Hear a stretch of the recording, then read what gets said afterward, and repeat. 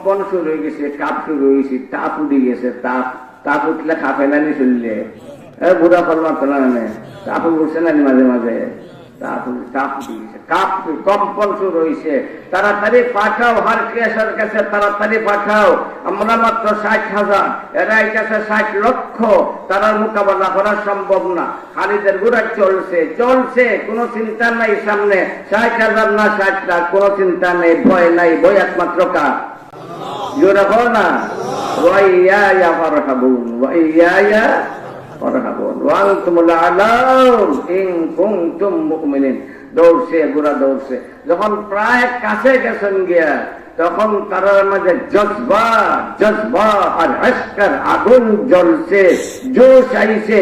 খালিদে 59 জনদের লইয়া একসাথে আকাশ পাতাল কাঁপাইয়া কইছেন আল্লাহু আকবার। فجعلوا يتزلزلون حتى سقطت السيوف عن ايديهم। সবটির আত্মাক্যা তলোয়ার পড়ে গেছে কি সব তিনটে। 60 জনের মোকাবেলায় 60,000 আব্দুল্লাহ সারেন্ডার করতে বাধ্য হয়ে গেল। তো আল্লাহ তাআলার পবিত্র কালাম, তার এত পাওয়ার, তার প্রত্যেকটা শব্দের পাওয়ার। তবে শর্ত আছে, পাওয়ার ওই সময় প্রকাশ পাইব যখন নিজের জীবনকে কোরআনের মোতাবেক সাজানি জীব, তখন তার পাওয়ার বোঝা যাইব। পানির ক্ষমতা না, কোরআনের ক্ষমতা না। সাদ ইবনে আবি ওয়াক্কাসে ঘোড়া দৌড়াইছিল কেমনে দিয়া?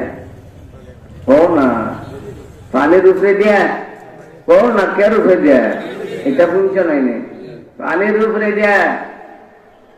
শত্রুরা যানবাহন সরাই দিয়েছে, বিজলার নদী থেকে যানবাহন সরাই দিয়েছে। সাদ ইবনে আবি ওয়াক্কাস রাদিয়াল্লাহু তাআলা আনহু তার কৌশল উপলব্ধি করছেন। নিজের সেনারারে কয়েকটা প্রশ্ন করছেন, বক্তব্য রাখছেন। এর ফলে ঘোষণা দিচ্ছিল, হে আমার সেনারা, আমি সিদ্ধান্ত গ্রহণ করে নিয়েছি, তোমার কাছে পরামর্শ চাই না। আমি সিদ্ধান্ত গ্রহণ করে নিয়েছি, আমার গোড়া পানির উপরে দিয়ে ছাড়ি দিব। তোমরা কি আমার অনুসরণ করতে রাজি আছো? ইটা পুণ্যাহি ফারের যে শত্রুকল তারা আশে করে কয় আর যুদ্ধের প্রয়োজন নাই। বোকা জাতি পানির মাঝে এমনি ডুববে মরবো, দুই একটা বাঁচলেই তারে তেজ দিছে।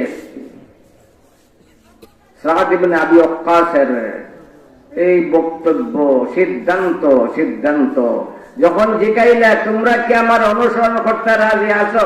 আবু হুরায়রা রাদিয়াল্লাহু তাআলা আনহুর বর্ণনা তিরমিজি আছে যুদ্ধের মাঝে। আমরা সমস্যার জবাব দিলাম, আমাদের প্রধান সেনাপতি, তুমি যদি তোমার গোড়া পানির উপরে ছাড়ি দাও, আমরাও আমরার গোড়া তোমার গোড়ার কদমে কদমে পানির উপরে ছাড়ি দিব। এইবার তারা আনন্দে নাচে, কই বুকা জাতিটা মরবো, বুকা জাতি মরবো। এরপরে একটা দোয়া করছি, যা সাদ ইবনে আবি ওয়াক্কাস রাদিয়াল্লাহু তাআলা আনহু, আল্লাহুম্মা ইন্না নাস্তাঈনুকা ওয়া নাতাওয়াক্কালু আলাইক ওয়া লা হাওলা ওয়া লা কুওয়াতা ইল্লা বিল্লাহিল আলিয়্যিল আযীম। আল্লাহ তোমার কাছে সাহায্য চাই। কার কাছে সাহায্য? না, আল্লাহ তোমার কাছে সাহায্য চাই। কোন শক্তির কাছে সাহায্য চাই না, রুশ আমেরিকার কাছে সাহায্য চাই না, ভারত চায়নার কাছে সাহায্য চাই না। আল্লাহ সাহায্য চাই একমাত্র তোমার কাছে। আল্লাহ আমাদের ভরসা আমাদের সংখ্যার উপরে না, আমাদের হস্তের উপরে না, আমাদের যুক্ত দক্ষতার উপরে না।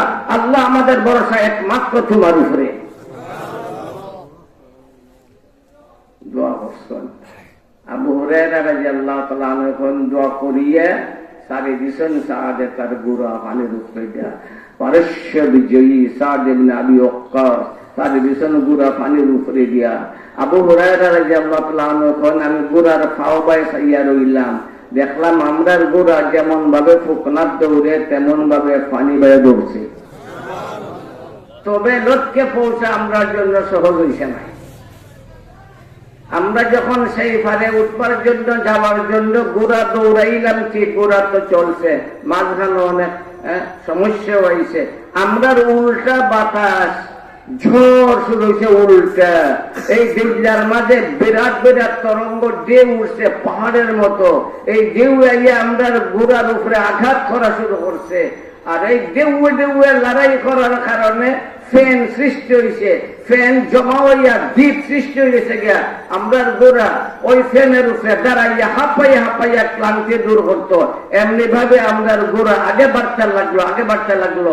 যখন আমরা প্রায় ওপর পারের কাছে গেলাম গিয়া, আমরা তো নিচে আর তারা হইল উপরে, তারা আমরার বুক সোজা মাথা সোজা তীর ছাড়তে লাগলো। দুনিয়াবাসী শোনো, তীর ছাড়তে লাগলো। তারা আমরার মাথা লক্ষ্য করিয়া তীর ছাড়ে, আমরার গোড়া ফল দেয়া তার নিজের মাথা তীর তাড়ানো করিয়া আমরারে রক্ষা করিলে। তারা আমরার বুক সোজা তীর ছাড়ে, আমরার গোড়া ফাল মারে তার নিজের বুকে তীর লয়। আমরা একবারে অক্ষত হয়ে গেলাম যে গোড়ার প্রশংসা আল্লাহ কুরআন শরীফে করছেন, ওয়াল আদিয়াতি দবহা ফাল মুরিয়াতি কাদহা ফাল মুগীরাতি সুবহা ফাআতারনা বিহি নাকা ফাওয়াসাতনা বিহি জামআ। এটা আমার নবীর সাহাবার ঘোড়া, এটা বাংলাদেশি ঘোড়া নাই, এটা আমার নবীর সাহাবার ঘোড়া। তো আসলে ঘোড়ার মর্তবা এটা নাই, আসলে হইল তারার মর্তবা, কোরআন ওয়ালাদের মর্তবা, যারা কোরআন এমন ভাবে গ্রহণ করছে। হযরত উমর ফারুক রাদিয়াল্লাহু তাআলা আনহু যে সময় প্যালেস্টাইন, আপনারা তো শুনছেন, যখন গিয়া মসজিদ পরিষ্কার করলা, আগে তো বহুত লম্বা ঘটনা আছে, যখন তার মসজিদ পরিষ্কার করলা গিয়া দেখলা বৈতুল মাকদিস একবারে বালি বালি বালি কাদায় ভরিয়া রইছে, নিজে কুর্তার মাঝে লইয়া মসজিদ পরিষ্কার করতে লাগলা।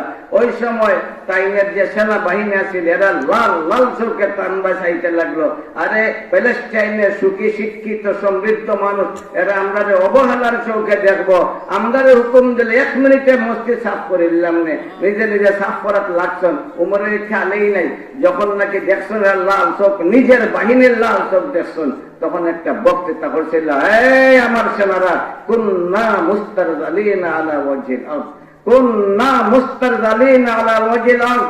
তবে আমরা আসলাম নিগৃহীত, আমরা আসলাম অবহেলিত এই জমিনের বুকে। ফালাম্মা ওয়াদানাল কুরআনা আলা রুউসিনা ফালাম্মা ওয়াদানাল কুরআনা ফি সুদুরিনা তাখাদ্দাআত ওয়া তাযাল্লালাত ওয়া তাফাজ্জাদাত আল কুওয়াতুল ফারসিয়া ওয়া রুমিয়া ইলা আকদামিনা। আমরা আসলাম অবহেলিত, আমরা আসলাম ঘৃণিত, আমরা আসলাম নিগৃহীত। দুনিয়ার মানুষ আমরা অবহেলা করত, কিন্তু কোরআন যে সময় আমরা গ্রহণ করে দিয়েছি, রোম পারস্য আমরা কদম চুম্বন করছে।